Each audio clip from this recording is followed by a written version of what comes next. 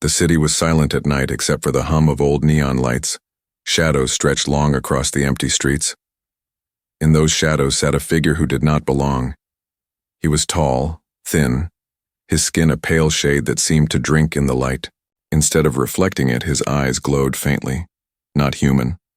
Not safe. People called him the Outcast. Some said he was dangerous. Some said he was cursed. But no one really knew his story. He never spoke to them, and they never dared come close.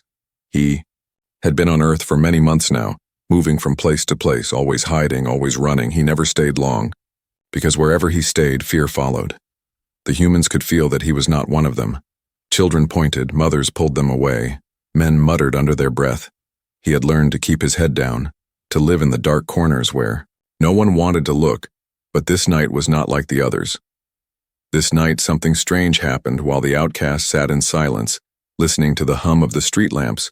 He heard small footsteps behind him, soft, quick, almost playful. He turned slowly, expecting to see someone running away. Instead, he saw a little girl.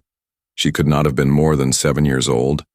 Her hair was messy, her shoes too big for her feet, but her eyes were bright with curiosity, not fear.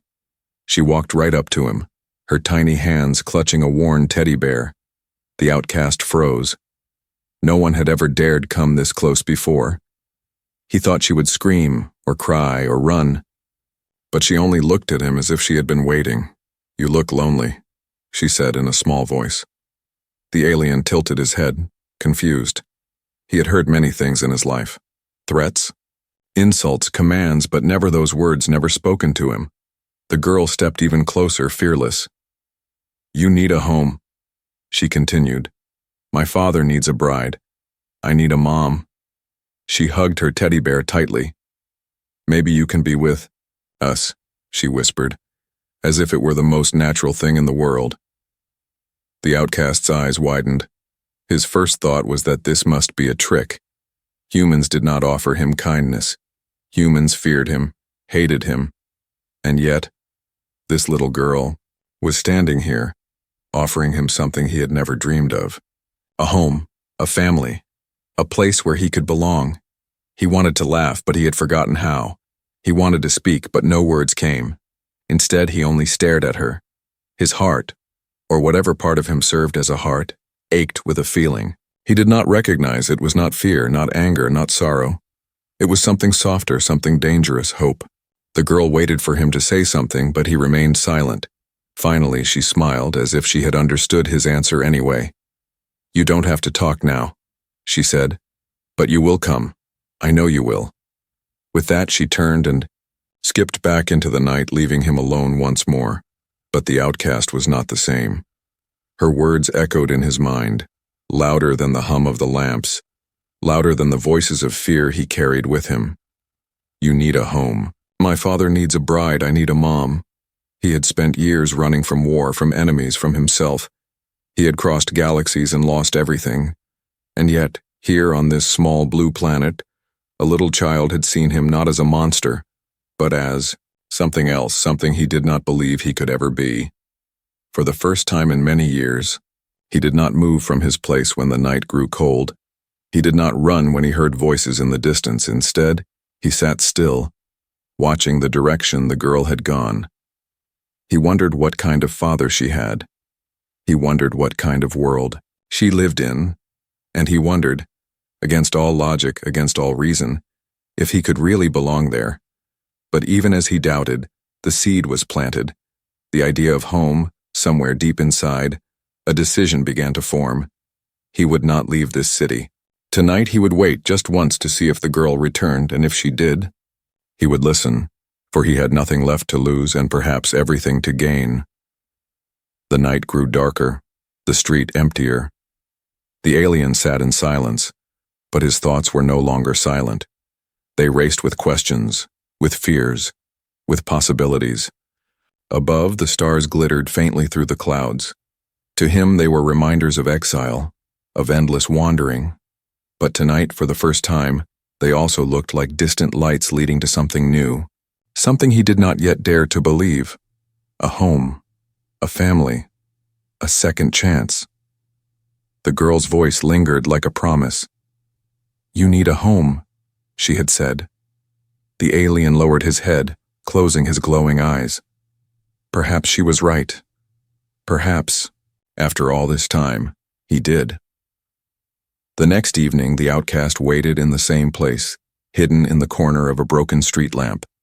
He told himself it was foolish, that the child would not come again, but deep inside he hoped, for the first time. In years he wanted someone to return, and then he heard it again. Soft footsteps, light and quick. The little girl appeared hugging her teddy bear, her eyes shining as if she carried a secret. She walked straight toward him, as if she had always known where he would be. "You stayed," she said simply with a smile. The outcast tilted his head, unsure if it was a question or a statement. "Yes," she whispered, answering herself. "I knew you would." She sat down on the cold step beside him, unafraid. Most grown men never dared to stand so near. But this tiny child, fragile as glass, sat close as if he were her protector, not her fear. She looked up at him, serious now. "You don't understand what I told you yesterday, do you?" she asked. Her voice was calm, but her words carried weight. The alien blinked slowly, his glowing eyes fixed on her. She nodded as though reading his silence. "My father needs someone," she began. "He works all the time, and he is tired. I see it in his face." Her small fingers played with the ear of her teddy bear, twisting it nervously. "He is good, but he is sad, ever since my mother left." She paused, looking down, her voice softer. "I think he needs someone to care for him, someone to make him smile again." The alien did not move, but something stirred inside him. The words were strange, but not as strange as her next ones. "And I need a mom," she said clearly, her eyes rising to meet his glowing stare. "Not just anyone, someone who is strong, someone who will never leave me." She leaned closer, whispering as if it were a secret. "When I saw you, I knew. You are not like other people. But that is good." The alien shifted uneasily. He had faced armies, survived fire and exile, yet here he was, unsettled by the voice of a child. Why would she choose him, of all creatures? Did she not see the scars, the alien shape of his face, the strange glow in his eyes? Did she not understand the danger? He looked away, but the girl kept talking. "Everyone says you are scary, but I don't think so," she continued. "You are quiet, you don't hurt anyone, you just sit alone. People are wrong. They don't know you, but I do." Her confidence was strange, almost frightening in its purity. It was as if she carried a truth no one else could see. She set her teddy bear on his knee. The alien froze, staring at the soft toy resting against his cold, rough skin. It was warm from her hands. "This is Mr. Buttons," she said, smiling. "He will keep you safe until you are ready to keep us safe." Her words fell like a spell, simple, childish, but powerful enough to make the alien feel something he had buried long ago. Memories rose unbidden. A small face from his past, not human, not like her. A child he had once promised to protect before war, before exile. He had failed then, and the memory burned. But this girl, this human child, looked at him with the same kind of trust, and it pierced through every wall he had built around himself. He wanted to tell her no. He wanted to rise, to vanish, to run into the night and never return. But his body would not move. His voice would not form the words. Her gaze held him there, binding him with something stronger than fear. "Tomorrow," she said suddenly, standing up. "Tomorrow, you will meet my father." The alien's eyes widened. "No," his voice rasped, broken from disuse. It startled even him. He had not spoken aloud in so long. The girl's eyes widened too, not with fear but joy. "You can talk," she said brightly. "See, you are not a monster, you are just shy." She clutched her teddy bear again, looking up at him with stubborn resolve. "He will not like you at first," she admitted, "but he will see what I see." Her tone was steady, almost older than her years. "You are the one. You can be with us." The alien said nothing more, but his silence was louder than words. The girl stepped back, gave him one last smile and whispered, "Don't run away, please." Then she turned and disappeared into the night once more. The outcast sat frozen, the air heavy around him. Her request echoed in his mind, not just her words, but the certainty behind them. She believed in him, a creature no one else dared to touch, and now she wanted him to meet her father. Fear gnawed at him. What if the father hated him, attacked him, exposed him? What if the child's faith was only a dream that would shatter in daylight? But deeper still, another question grew. What if she was right? What if for once someone could look past the monster and see the being beneath? The alien sat in the shadows until dawn. He did not move. He did not sleep. Only the teddy bear's warmth lingered on his knee, and the girl's voice repeated, again and again in his thoughts, "Tomorrow you will meet my father." The alien did not sleep that night. He sat in the shed, his glowing eyes fixed on the dark sky through a small crack in the roof. The earth air was cool, filled with the smell of soil and wood, things he had almost forgotten. But beyond that, sky, beyond the stars, something darker stirred. He could feel it in his bones, a weight pressing against his mind. The hunters were near. For years he had hidden from them, moving planet to planet, shadow to shadow. They never stopped searching, because his crime was not one they could forgive. He had broken the code of his people, refused to obey, chosen mercy over war. For that, they would chase him until the end of his days, and now their scent was in the air again. At dawn, the girl burst into the shed with a smile wide as sunlight. "You stayed," she said proudly. "I told you Papa would let you." The alien looked at her small face, innocent and bright. He did not tell her about the feeling in his chest, the storm he knew was coming. Instead, he simply nodded, holding the teddy bear close. She clapped her hands. "Today we show you the park, come on." Her father appeared in the doorway, his expression guarded. He carried a cup of steaming coffee, his eyes sharp with doubt. "You can walk with us," he said to the alien. "But keep your distance." The alien obeyed, trailing behind them. As they moved down the street, children stared. Mothers whispered, men narrowed their eyes. Every step reminded him he did not belong. And yet, with the girl skipping happily at the front, for a moment, he almost felt like he did. But even as he walked, his senses kept alert. He noticed flickers in the sky, glimmers of silver that no human eye could see. He felt vibrations under the ground, too faint for others to notice. They were signals, scouts, the first marks of an enemy closing in. The hunters had found him, and Earth would soon know it. At the park, the girl laughed and played. She climbed the swings, pointed at birds, and called for him to join. But he stood at the edge, watching the horizon, his mind heavy with the truth he dared not speak. The father stood near him, arms crossed, watching him closely. Finally, the man spoke, his tone low and firm. "You don't belong here, I can see it in your eyes." The alien turned, meeting the man's stare. His voice was rough but steady.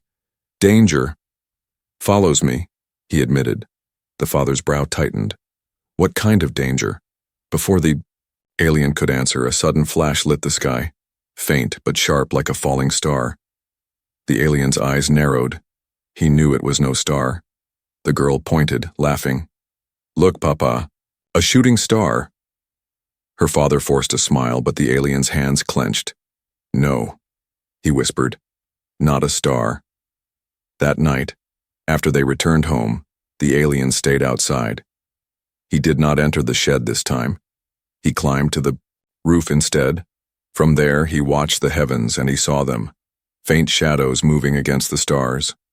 Silent ships, cloaked, but not invisible to his eyes. They were here, circling above, waiting. The hunters had come at last. Inside the house, the girl curled in her bed, dreaming softly. Her father sat at the table, restless, sipping coffee, though the night was long. Finally, he stepped outside, finding the alien on the roof. "What are you watching?" he asked. The alien did not look down, only pointed. The man squinted but saw nothing, only stars. "They're coming," the alien said quietly. The father frowned. "Who?" My people, the alien answered, his voice heavy. They want me dead, and they will not care who stands in their way. The father's face hardened. He looked back toward the window, where his daughter slept, and then to the alien. You brought this here? He growled. The alien lowered his head, shame pressing down. Yes, he said simply. I should leave. The man's fists clenched, torn between anger and fear. Part of him wanted to shout, to drive the creature away that very moment. But then he remembered his daughter's smile, the way she clung to the alien's side. If the alien left now, the girl's heart would break.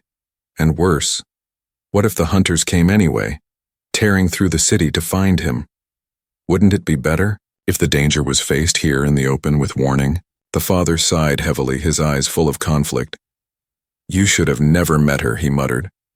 The alien turned away, silent, but the father's voice softened just slightly.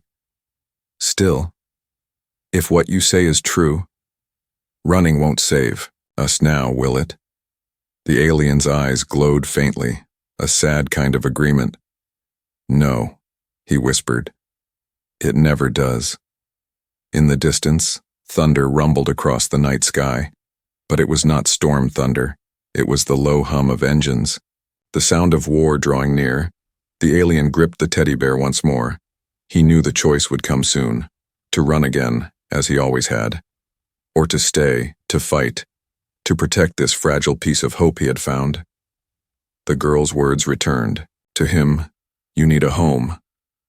His hands tightened. Perhaps he could not save his past, but maybe, just maybe, he could save this. The night faded into pale morning, but the alien did not move. He sat in the same shadow, the teddy bear still resting on his knee. He had not touched it, yet he had not let it fall. It was as if the soft toy was heavier than stone, carrying, meaning too sharp for him to face. The girl's words echoed endlessly. Tomorrow you will meet my father. He had faced commanders, kings, hunters, and judges, but never had he been more afraid than he was now.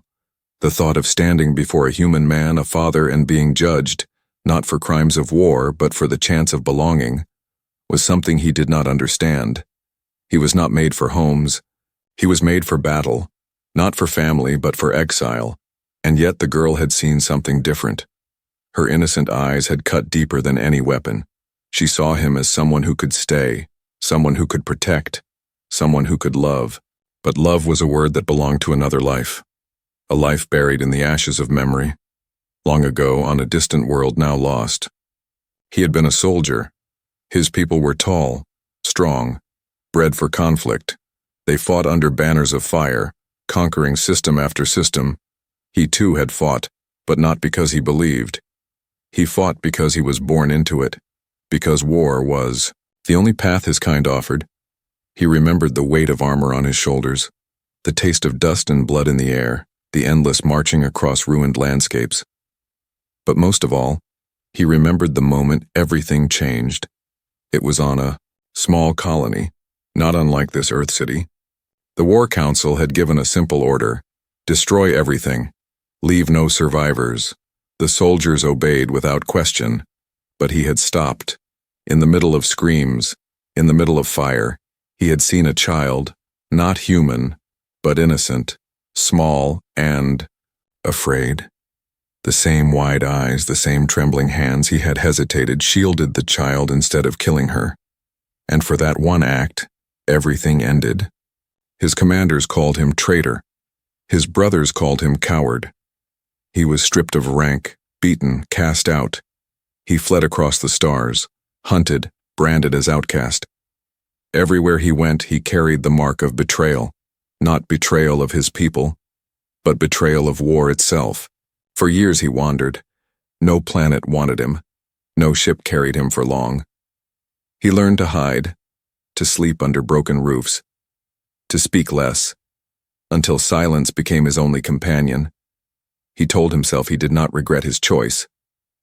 But when he closed his eyes, he always saw that child, alive because of him, gone, because he could not protect her forever. Now, sitting in this human city, he saw the little girl's face again. The same innocence, the same trust, and the same danger. He knew what followed him across the stars.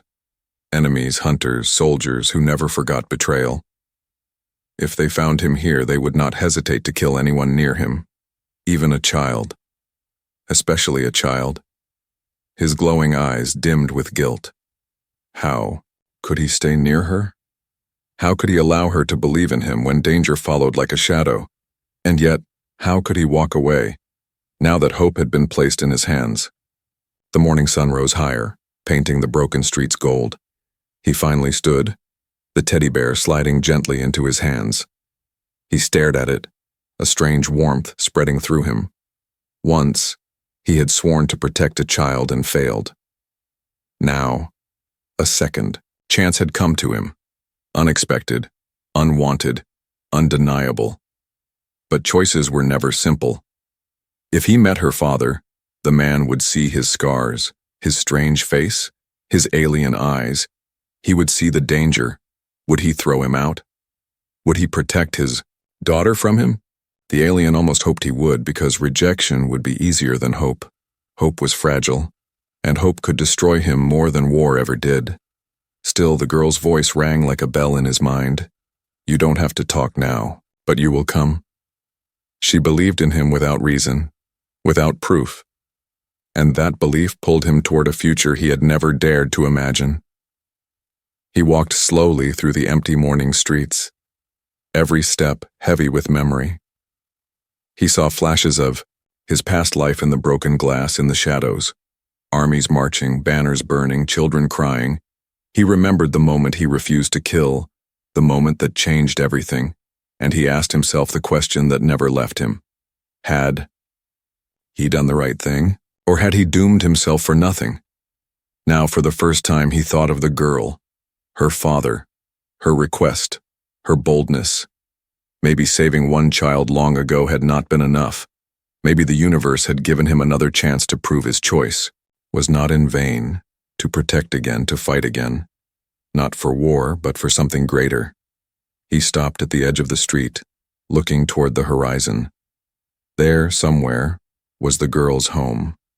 There, somewhere, waited the father he feared to meet.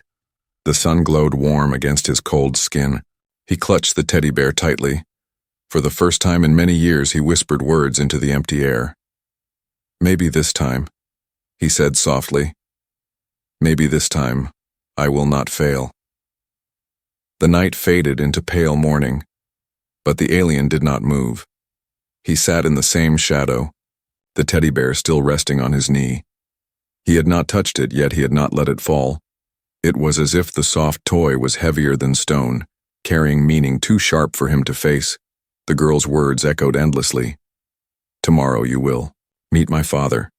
He had faced commanders, kings, hunters, and judges, but never had he been more afraid than he was now. The thought of standing before a human man, a father, and being judged, not for crimes of war but for the chance of belonging, was something he did not understand. He was not made for homes, he was made for battle, not for family but for exile, and yet the girl had seen something different. Her innocent eyes had cut deeper than any weapon. She saw him as someone who could stay, someone who could protect, someone who could love. But love was a word that belonged to another life, a life buried in the ashes of memory. Long ago, on a distant world now lost, he had been a soldier. His people were tall, strong, bred for conflict.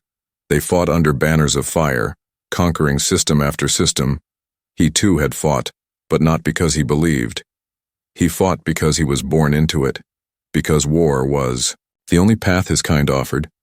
He remembered the weight of armor on his shoulders, the taste of dust and blood in the air, the endless marching across ruined landscapes. But most of all, he remembered the moment everything changed. It was on a small colony, not unlike this Earth city. The War Council had given a simple order: destroy everything, leave no survivors. The soldiers obeyed without question, but he had stopped. In the middle of screams, in the middle of fire, he had seen a child, not human, but innocent, small and afraid. The same wide eyes, the same trembling hands. He had hesitated, shielded the child instead of killing her. And for that one act, everything ended. His commanders called him traitor. His brothers called him coward. He was stripped of rank, beaten, cast out. He fled across the stars, hunted, branded as outcast. Everywhere he went, he carried the mark of betrayal, not betrayal of his people, but betrayal of war itself. For years he wandered. No planet wanted him. No ship carried him for long.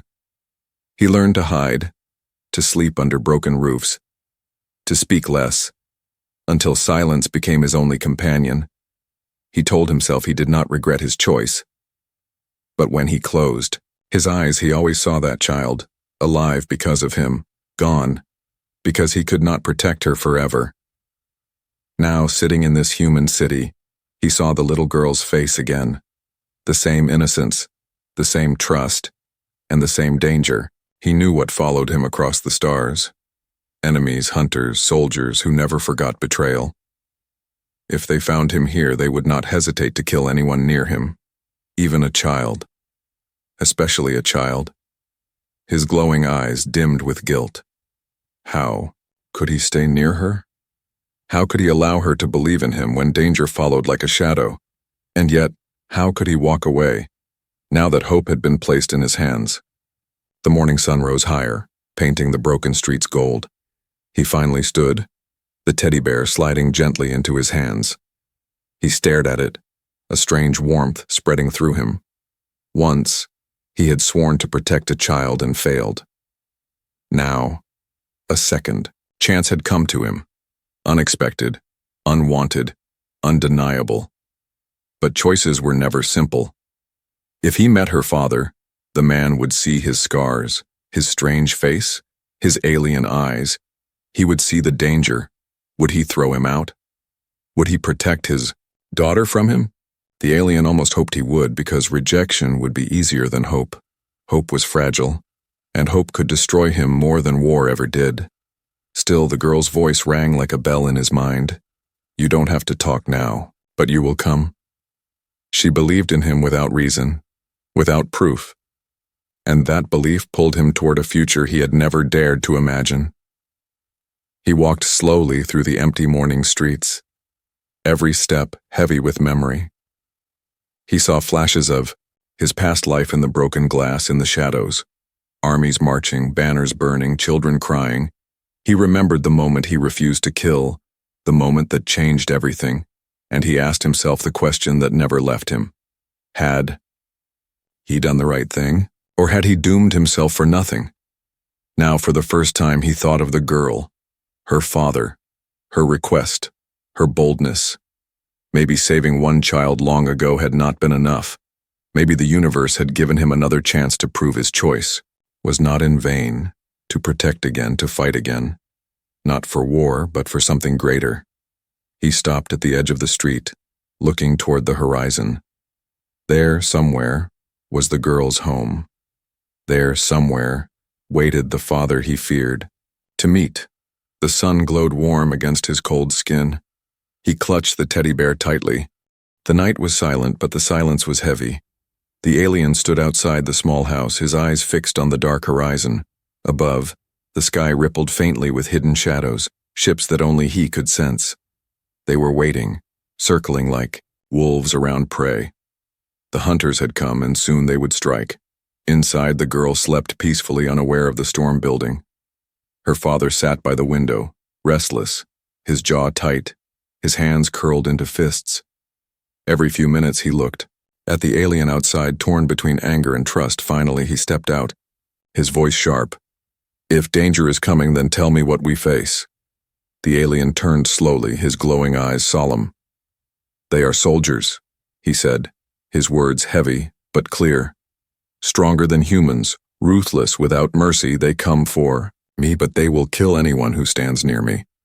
The father's breath caught, but he did not step back. He looked at the alien hard. Then what do we do? The alien lowered his head.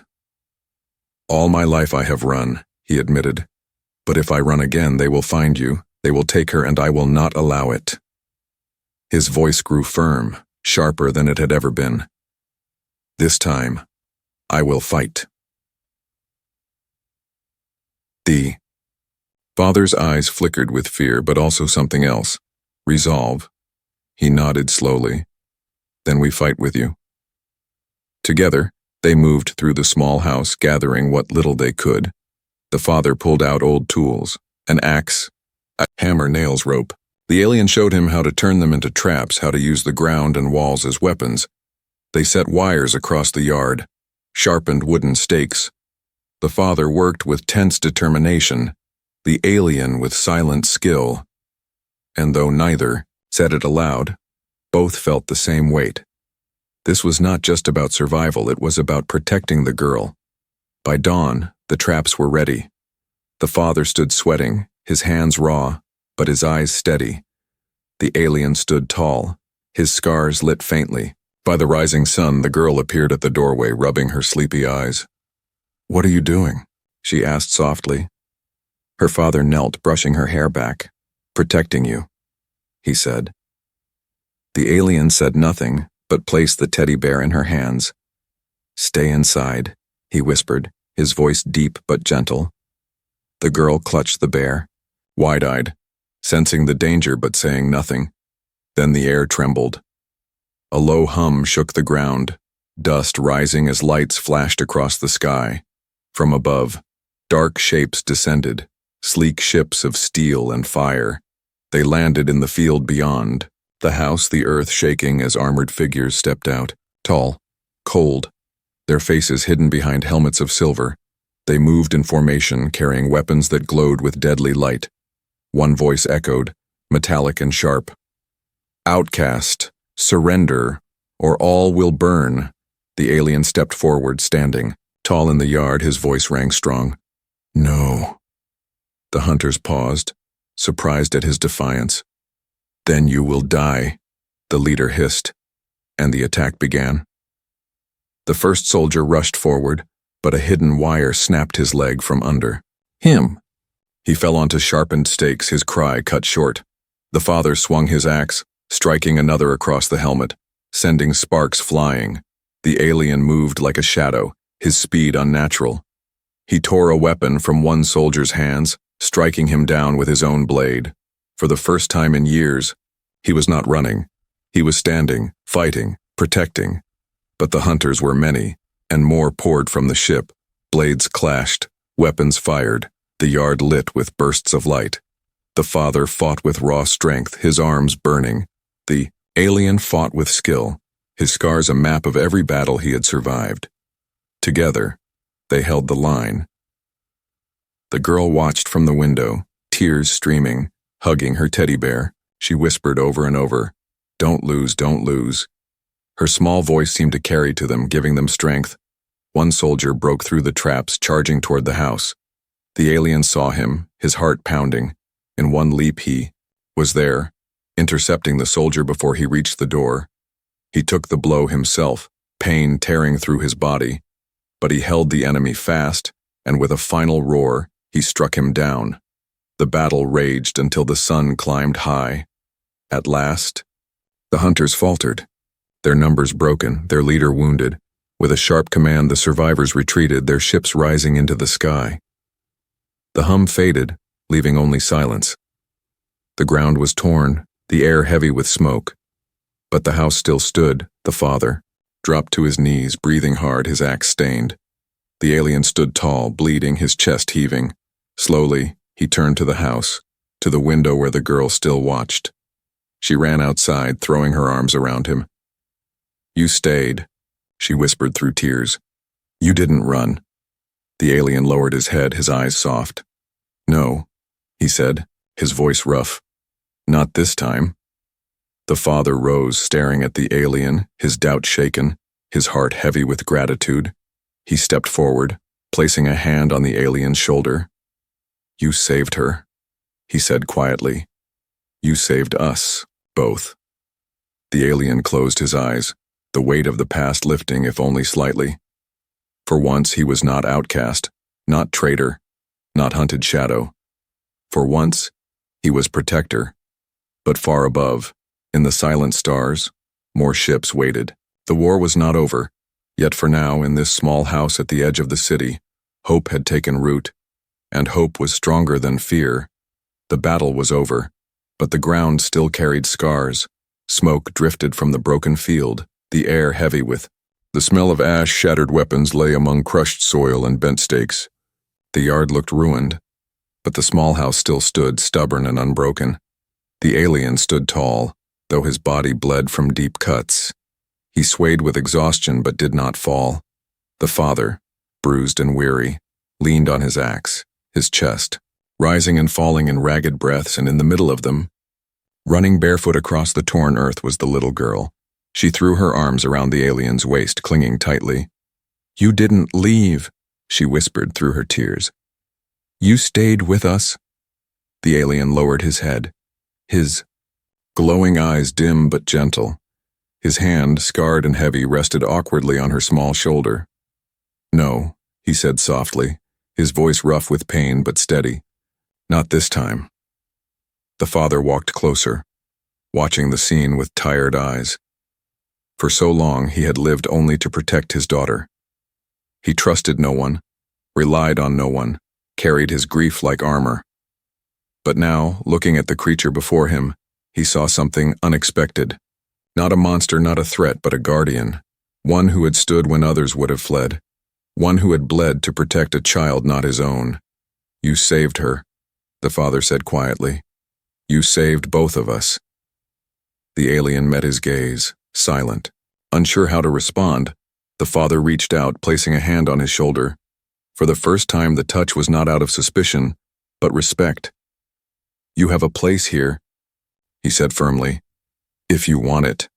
The alien froze. The words echoed in him like thunder. A place, for years, he had carried only exile, wandering from star to star, never welcome, never wanted. But here, in this fragile home of wood and warmth, a door had opened, a door he thought would forever remain closed. The girl tugged his hand eagerly. "See? I told you Papa would see what I see," she said proudly. Her smile glowed brighter than the morning sun. "You need a home, and now you have one."